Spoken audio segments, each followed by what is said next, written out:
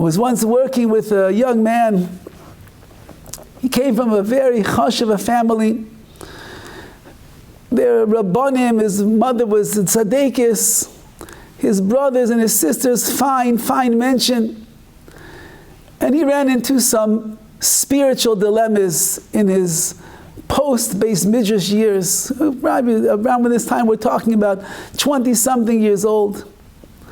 And he began having doubts, he began having questions, he began having yeridas, falling down. And we were very close, and I tried my best to hold him tight.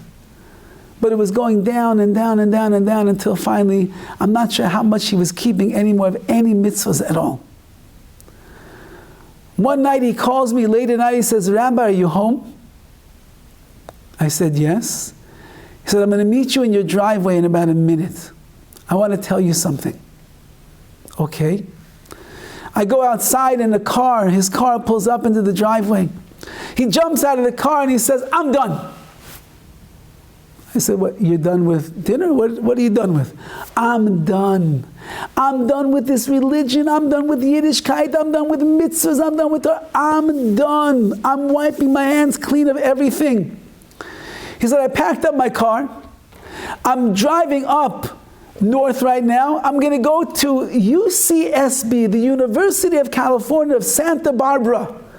I'm going to go join a fraternity. I'm going to live like a goy. I want nothing to do with this Jewish life anymore. I'm going to go and live the life that I want to lead. I looked at him. You being serious? He said, yeah, I'm being serious. Look. And I look in the back seat of his car, piled with belongings, suitcases and clothing and shoes. You name it, it's all there. I realized at this moment, this kid is going to drive away into the dark night and possibly never come back again. I began davening in my head. I said, please Hashem, tell me what to say to him. I opened my mouth and I said, you're done with everything? Everything, he says. Now, no mitzvahs? No mitzvahs. I said, listen, Ma'ishaleh, you know, you're such a frum person. You grew up so frum, such a nice family. You can't throw everything away, can you? No, I'm throwing everything away.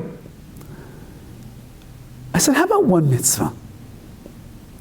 You think it's possible you could just do one mitzvah, even when you're in Santa Barbara, even when you're in the dormitories, even when you're in the frat? Can you just keep one mitzvah? So he thinks for a few moments. And he says, okay, one mitzvah, I could keep one mitzvah. What should I keep, Rabbi? I began davening to Hashem, tell me the right mitzvah. And I looked at him and I said, how about tefillin? Put it on, take it off. That's it. No Shema, you don't have to daven, nothing. Just put them on, take them off. Every day, 30 seconds, how long will it take? Can you do that much? He says, I could do that much. I even happen to bring my tefillin with me in the car. I'll take them. This is a Tuesday night. It's now about 11:30 midnight. He drives off and he's heading off to Santa Barbara, and I'm davening, Ribono Shel Olam, please help this kid. On Wednesday night, the next night around 11:30 p.m., I get a phone call. Moishe, yes.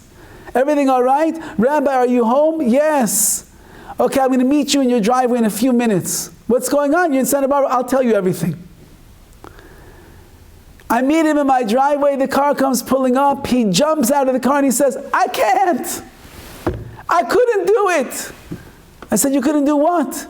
He says, I went there. I wanted to throw all my Yiddishkeit away, everything about Judaism. I was planning to. I get to the college campus, and there's that one mitzvah that I have to do, put on my tefillin in the morning. So I'm standing there in the dormitory, and I begin wrapping my tefillin.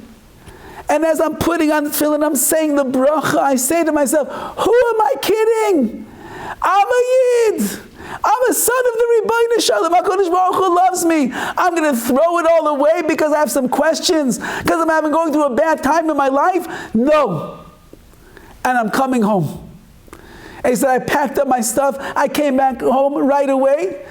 And postscript of this story, this goes back many, many, many years. B'chazdei Hashem, he came all the way back, became a chashuv, a member of his community. He's married with beautiful children. He's a wonderful husband, a wonderful father. He has a beautiful job that provides for him. He's an asken in his community, takes care of people. Tzedakah, a Baal Chesed. All because when a Jew remembers who they are, and they see the essence, I'm Tselem Elokim, I'm a child of the Ribono Shel Olam. Hashem did not forget about me, I'm not going to forget about Hashem.